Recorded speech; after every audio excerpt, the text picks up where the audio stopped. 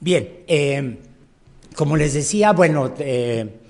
los que estamos aquí hemos trabajado en distintos aspectos o de transporte horizontal de genes o de la parte clínica, etcétera. Específicamente vamos a concentrar el problema del transporte horizontal en términos del papel que juega en la resistencia a antibióticos, pero permítanme dar una introducción brevísima para colocar la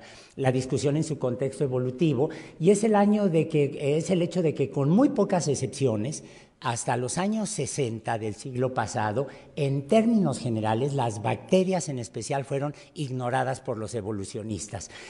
Hubo excepciones notables, como el caso de Oparin, por ejemplo, que propone no solamente una teoría de origen de la vida, suponiendo que las bacterias son los primeros seres vivos, sino que también, si uno lee su obra, construye una filogenia basada en los metabolismos. Pero las razones por las cuales, en general, la comunidad biológica no tomaba en cuenta a las bacterias en términos evolutivos era porque los microorganismos eran vistos como gérmenes patógenos y no como ancestros de los organismos contemporáneos. Crecimos todos bien con la herencia de Pasteur, de Koch, de que hay que lavarse las manos después de ir al baño y antes de comer, de que hay que cepillarse los dientes, pero esto evidentemente presentaba una imagen extraordinariamente sesgada de la historia evolutiva de los procariontes y en particular del grupo de las bacterias. En segundo lugar, y este es un problema para todos los que se hayan asomado a un microscopio, cuando me asomo a ver imágenes de bacterias,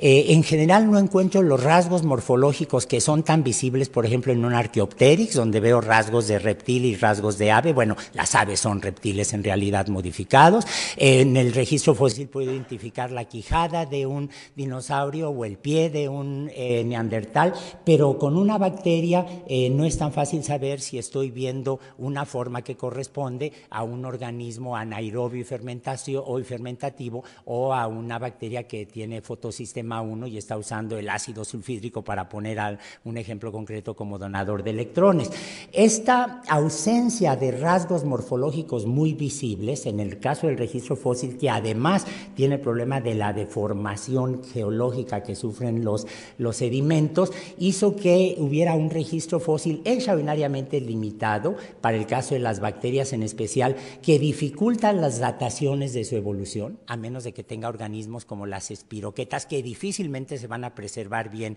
en los sedimentos. No voy a poder saber exactamente cuándo aparecen las espiroquetas a lo largo de la historia geológica del planeta, y desde luego dificulta el cálculo de las tasas de evolución o tasas de cambio, como lo he llamado aquí en términos muy generales.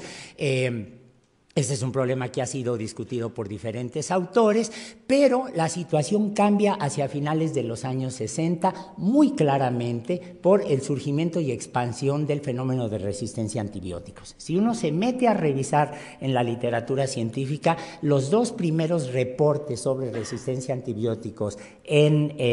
un medio hospitalario, con una discusión brevísima sobre las posibles secuencias evolutivas, fueron publicados por dos grupos japoneses, y desafortunadamente el japonés es una lengua que la mayor parte de los científicos occidentales no hablamos, de manera que aunque ya estaba esta labor precursora, pasó prácticamente desapercibida, pero fueron los médicos los primeros que se percataron de que efectivamente el transporte horizontal era un problema real y que señalaron con una enorme prontitud la necesidad de abordarlo. Luego, en los años 60 también se da el desarrollo de la evolución molecular por Zucker, Candle y Pauling, y permítanme recordarles que hay una contribución esencial de Linus Pauling cuando él dice que no todas las enfermedades son causadas por patógenos, es decir, todos vivimos bajo la sombra intelectual de Louis Pasteur, que es absolutamente deslumbrante, pero Zucker Candle señaló que podría haber algunas enfermedades que eran resultado de problemas genéticos que se manifestaran en la expresión de genes que tuvieran alguna mutación que resultara en situaciones patógenas. Introduce el concepto de evolución de enfermedad molecular. Y a partir del concepto de enfermedad molecular se crea un ambiente intelectual tal que cuando llega Emil Zuckerkandl, un científico absolutamente extraordinario que falleció apenas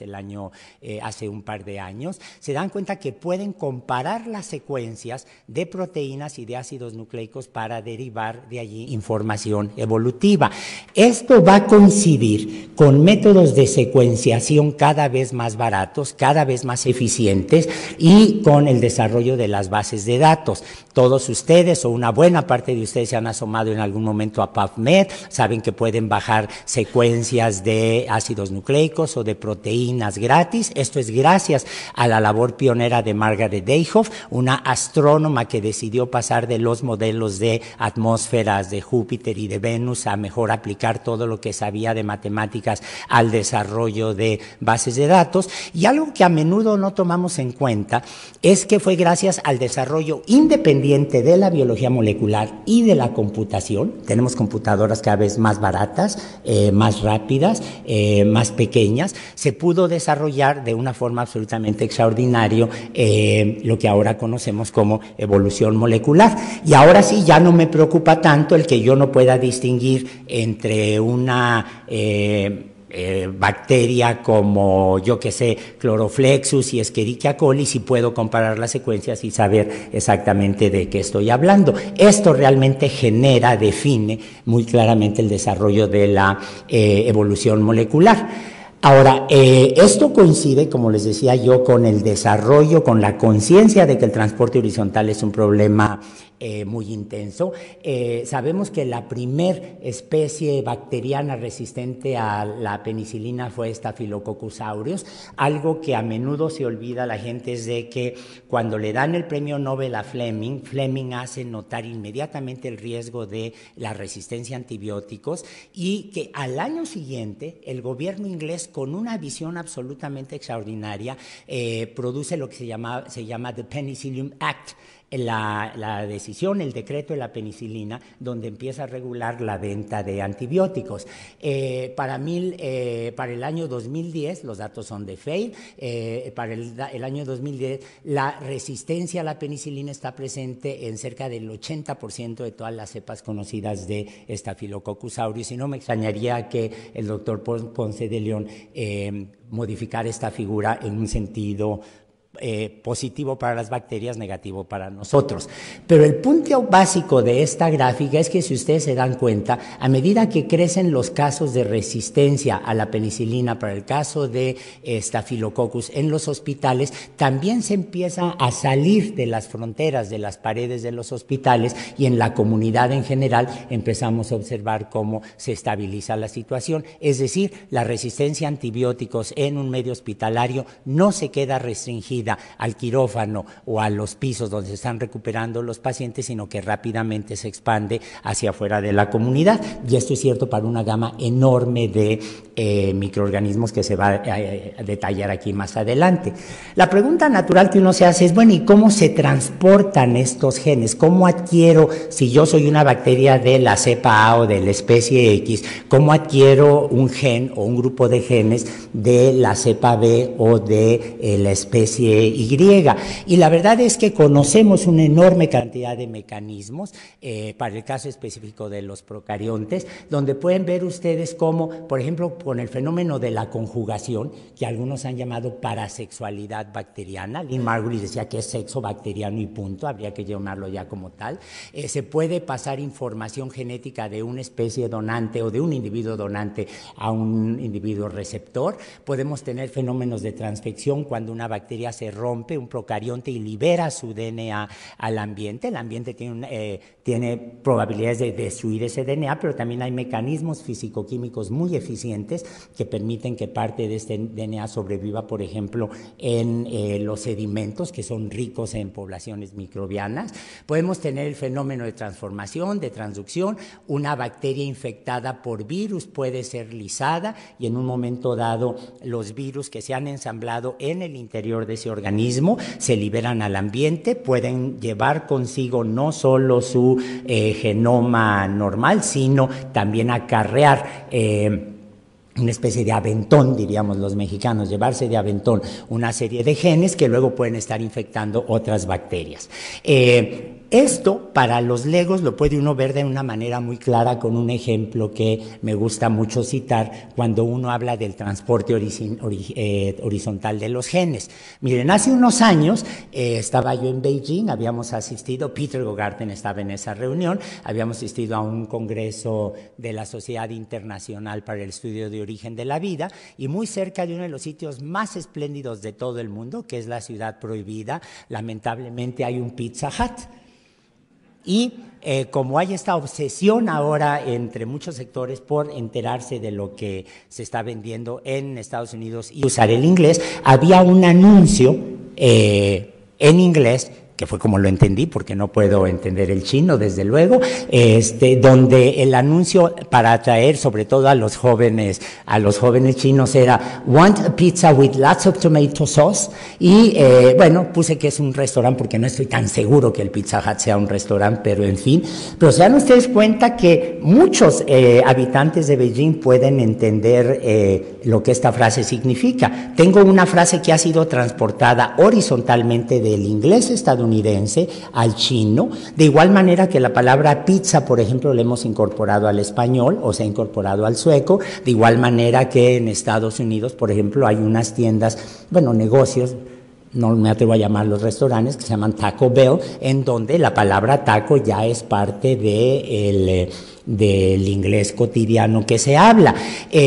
Entonces aquí tengo un ejemplo clarísimo de transporte horizontal de toda una frase, pero si yo analizo esta frase con un poco de detalle, se dan ustedes cuenta que pizza, que en realidad es una palabra del napolitano, no del italiano en general, del toscano, sino es una palabra del napolitano, tomato es una palabra que viene del náhuatl y sauce es una palabra que viene del francés. Es decir, el conjunto de términos que se pasó al chino y que tiene un valor funcional perfectamente claro, lo pueden entender, se incorpora al lenguaje chino, a su vez es producto del transporte horizontal en una especie de mezcla de términos que vienen de distintas lenguas. ¿Cuáles las implicaciones o cuáles son las consecuencias evolutivas que esto puede tener, no para comerse una pizza, sino por ejemplo para ver la evolución de las bacterias? Bueno, ese es un dibujo que Dobzhansky publicó en 1950 en un artículo del Scientific American, y es absolutamente excepcional porque en general los padres del neodarwinismo desdeñaron enormemente las bacterias, como ya les mencioné. Pero lo que quiso hacer aquí Dobzhansky fue representar qué pasaría con una Escherichia coli que se divide por bipartición. Voy a tener una serie de bacterias que van a estar creciendo, toda Escherichia coli, toda Escherichia coli, toda la población se está desarrollando exponencialmente. Y en ese artículo Dobzhansky dice, bueno, pueden aparecerme por casualidad una bacteria mutante que esté codificando para una hidrolasa, una molécula que usando una reacción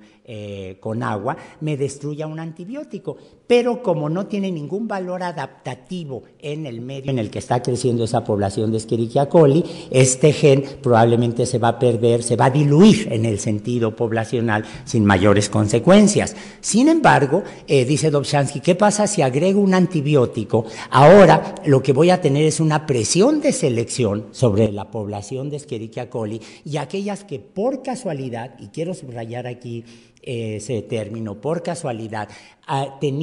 poseían una molécula que destruye el antibiótico, ahora se van a seleccionar y van a dominar, se convierte en la subpoblación dominante en la población original. Aquí el letrero que anuncia esta diapositiva no viene de Dobzhansky, es mío, es una provocación intelectual clara, pero probablemente representa lo que es el aspecto más radical del darwinismo. La selección natural no tiene metas ni objetivos, solo resultados. Y aquí el resultado va a ser la selección natural que favorece a aquellas bacterias que, por azar, ese componente aleatorio en toda población biológica, va a ser resistente a el antibiótico. Hasta aquí es el dibujo de Dobzhansky, pero luego a mí se me ocurrió modificarlo. ¿Qué pasa si ahora tenemos, por ejemplo, un virus como los que acabamos de ver, que infecta estas bacterias que son resistentes al antibiótico y acarrea el gen, por casualidad, el gen que confiere esta resistencia al antibiótico a un miembro de la población de Escherichia coli que no era resistente? Bueno, la bacteria adquiere lateralmente, horizontalmente, esta capacidad de resistencia al antibiótico y el resultado va a ser que ahora voy a ver otra cepa que aparece también resistente y estoy viendo un caso en donde la selección natural sigue siendo sin metas, sigue siendo sin objetivas, pero al haber adquirido el rasgo que tiene un valor adaptativo, se empieza a expandir una población con estas nuevas características. Esto es exactamente lo que le da un valor evolutivo desde el punto de vista darwinista y desde el punto de vista médico, hospitalario, infectológico, que representa un problema tan tremendo en términos del transporte horizontal. Esta diapositiva la quise dejar en inglés porque es viene de Feil, y el punto básico aquí central es que yo voy a poder reconocer islas genómicas. En el genoma de los organismos voy a poder reconocer sitios donde se concentran una serie de genes que pueden haber sido adquiridos por transporte horizontal, que tienen un valor adaptativo, y contra lo que solemos creer, el transporte horizontal no solamente le va a otorgar en algunos casos resistencia a antibióticos a una población, sino que también puede modificar sus atributos de virulencia o puede adquirir propiedades metabólicas nuevas. Sabemos muy bien, por ejemplo, que hay arqueas, un grupo muy antiguo de procariontes, que adquirió la capacidad de fijar nitrógeno porque todos los genes que están codificando para las enzimas correspondientes fueron transmitidas entre reinos distintos. Entonces tenemos, tenemos claramente un fenómeno adaptativo que no está restringido solamente al caso de la resistencia de antibióticos, sino que también provoca otro tipo de modificaciones en el fenotipo, una vez que se adquieren los genes correspondientes de la población bacteriana, en este caso en particular. Bueno, algo que nos ha enseñado la genómica es que prácticamente no existe ninguna especie en el mundo vivo que haya estado a salvo del transporte horizontal. Cuando uno compara los genomas de Escherichia coli, de Mycobacterium tuberculosis, etcétera, de algunas arqueas que están señaladas aquí con la letra A, lo que uno descubre es que prácticamente todas ellas tienen genes, aquí están marcados en amarillo, que han sido adquiridos por transposones o por virus y que además tienen otras fuentes de DNA externo a la especie, que están marcados aquí en rojo, que pueden representar una cantidad significativa del acervo de DNA que tiene una especie. Vean, por ejemplo, el caso de Cinecocystis, que es una cianobacteria, una bacteria que hace fotosíntesis como la de las plantas, en donde ven ustedes que hay un porcentaje significativo de la adquisición de genes. Hay una tendencia, el cálculo habría que rehacerlo, que reportó el grupo de Howie Ochman et al. Hace ya 15 años, hay una tendencia a que los genomas muy pequeños, como el de Borrelia, la bacteria asociada a la espiroqueta asociada con la enfermedad de Lyme, Rickettsia asociada con tifo y Mycoplasma genitalium, que no necesito entrar en detalles, a no tener genes adquiridos horizontalmente. Parecería ser que mientras más pequeño es un genoma procarionte, bacteriano, menos probable es que esté aceptando genes externos, o bien los ha tomado y se pierden muy rápidamente, probablemente por las presiones de, los voy a llamar con un término que estoy inventando en este momento, de hidrodinamicidad, porque un gen muy grande en parásitos probablemente no puede tener tantos genes externos, pero es una hipótesis que está por probarse del todo. Bien, ¿cómo detecto yo que ha habido transporte horizontal? Bueno, todos sabemos esas historias familiares en donde de repente uno se empieza a preguntar, ¿y esa prima de dónde salió? Si no corresponde a los hijos que tuvo la tía abuela, ¿no? Estos casos de genealogías extrañas todos los conocemos. Los franceses son la excepción maravillosa porque reconocen a los bastardos imperiales o reales sin ninguna dificultad, pero en términos generales, cuando uno ve una genealogía familiar, uno siempre se sorprende de gente que parece haber surgido de la nada. Bueno, en el caso de los árboles evolutivos basados en moléculas, podemos repetir exactamente el mismo proceso analítico, y aquí ven ustedes ustedes las filogenias, el árbol evolutivo para una enzima que le está pegando fósforo a un nucleótido, a una purina, un nucleótido de purina, y pueden ver ustedes aquí los artrópodos, el grupo de los artrópodos de vertebrados y de dos protistas, protozoarios los llamarían algunos, yo no, y de las bacterias. Y se dan cuenta que en medio de los artrópodos, justo en medio de los insectos, aparecen dos secuencias que son de un grupo que llamamos microsporidia, que en realidad son hongos. En la posición anómala de esta secuencia en una filogenia molecular me está diciendo dos cosas. En primer lugar, que no solamente las bacterias, sino todo grupo biológico es susceptible de sufrir el transporte horizontal con grados de intensidad que aún no conocemos y no hemos cuantificado del todo. Y dos, que tengo métodos para detectar efectivamente cuando hubo transporte horizontal. Habría que ver el estilo de vida del insecto que tenía estos genes de microsporidia para saber qué tan íntimamente estuvo en contacto con un hongo, lo cual es fácil suponer, para que haya adquirido de allí precisamente estas secuencias. Bien, esta conciencia del transporte horizontal ha tenido implicaciones muy poderosas en términos evolutivos. Carl Zimmer, que ya ha sido invitado por esta institución no mucho tiempo atrás, tiene este dibujo que es absolutamente fascinante, en donde están representadas cuatro poblaciones hipotéticas de bacterias con sus genomas, y la idea es que los genomas no están aislados en términos evolutivos, como lo pudiera indicar esta línea que tenemos aquí, sino que a lo largo de la historia de la historia evolutiva, ha habido una mezcla extraordinaria de genes. Y en el dibujo de Zimmer, tomado del mismo libro, lo que él está diciendo, bueno, tal vez estas filogenias que hacemos, en donde cada rama representa un grupo distinto, un grupo biológico distinto, posiblemente en realidad se tengan que borrar porque el intercambio de genes ha sido tan intenso a lo largo de la historia de la vida que probablemente representa una superficie extraordinariamente continua. Esto puede representar un extremo, una exageración en términos de nuestra comprensión de la evolución de los genomas. Por ejemplo, hace algunos años, con dos colegas del Instituto Pasteur, con Fresh Tecaya y con Bernard Dujon, lo que hicimos fue calcular el contenido y la similitud de todos los genes que tenían todos los genomas disponibles en ese momento, y produjimos no un árbol evolutivo, sino lo que se llama un fenograma, simplemente una representación gráfica de la relación en términos de contenido de genes, y se dan ustedes cuenta que aquí tenemos perfectamente definidas las bacterias en toda esta rama, las arqueobacterias quedan aparte, y los eucariontes, los genomas de los eucariontes, Caenorhabditis elegans, el gusanito ese transparente que nos gusta mucho en biología, el ratón, nosotros mismos, y dos ascomicetos, dos hongos unicelulares, quedan todos en el grupo de los eucariontes. Es decir, a pesar de que ha habido un intenso intercambio de material genético, no se han borrado las fronteras de los grandes grupos biológicos, bacterias, arqueas y eucaria.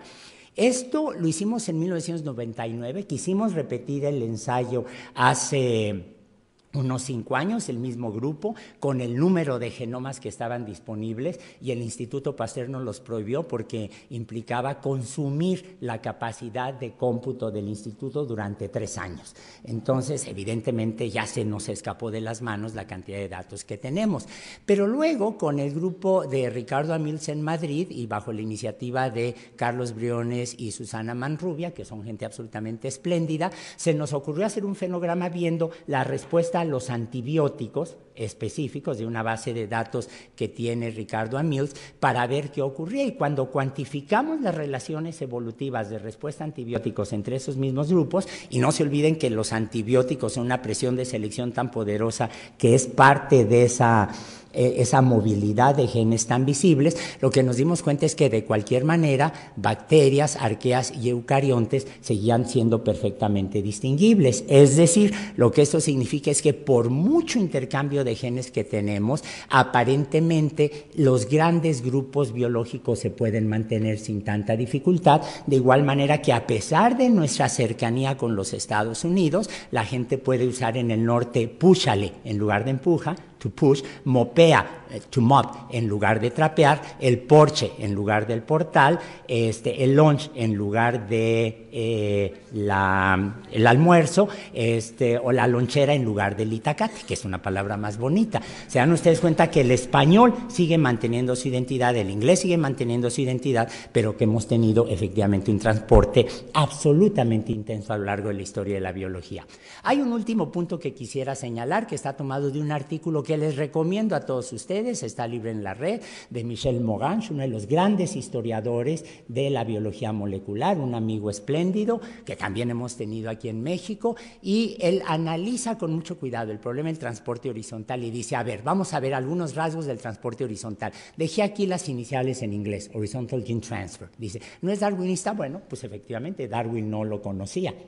No lo intuyó, no puede decirse que es un mecanismo darwinista. En segundo lugar, representa una forma adicional de variación genética. Si yo soy Escherichia coli, mis genes van a estar mutando, mis genes pueden estar sufriendo inversiones, de lesiones, mis secuencias, pero también puedo adquirir un gen de una bacteria resistente a un antibiótico porque sea yo infectado por un virus distinto, y entonces mis descendientes, mis bacterias, mis hijitas bacterias van a tener una modificación en su DNA. En segundo lugar, y esto es central para darnos cuenta que no hay ninguna contradicción entre transporte horizontal y el darwinismo, la adquisición de secuencias por transporte horizontal es aleatorio. Es decir, las bacterias no dicen de repente, necesito resistencia a antibióticos porque en este momento estoy siendo sujeto a una presión de selección en una unidad de terapia intensiva, sino que hay una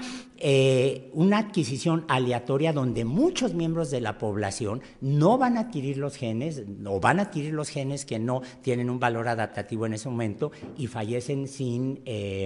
dejar descendencia de una forma tan implacable como está descrita en El origen de las especies. Es decir, la adquisición de secuencias por transporte horizontal es independiente de las ventajas que le puede conferir al organismo receptor en un ambiente dado. Esto es lo que le da el carácter estrictamente darwinista al proceso. Y en cuarto lugar, y esto es central, las secuencias que se adquieren por transporte horizontal poseen una historia previa. Ninguna secuencia que haya sido, por ejemplo, que confiera la resistencia a un antibiótico se inventa como